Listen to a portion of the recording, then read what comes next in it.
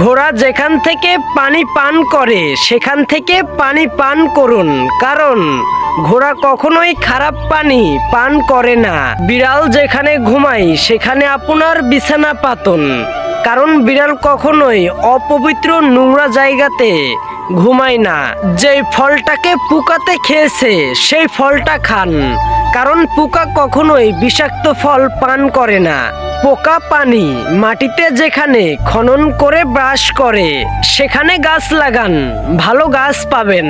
পাখির সাথে একই সময়তে ঘুমাতে যান এবং পাখির সাথে একই সময়তে জাগ্রত হন, তাহলে আপনার দিনটা সুন্দরভাবে কাটবে। মাছের মতন পানিতে প্রায় সাঁতার কাটুন, মাছের মতন আপনি পৃথিবীতে হালকা ফুরফুরে সজীব অনুভব করবেন।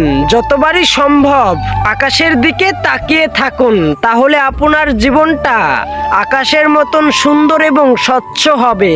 অনেক শান্ত থাকার চেষ্টা করুন আর অল্প কথা বলুন। আপনার হৃদয়ে দেখবেন নীরবতা আসবে। আপনার আত্মা ও মন শান্ত ও শান্তিতে পূর্ণ হয়ে উঠবে।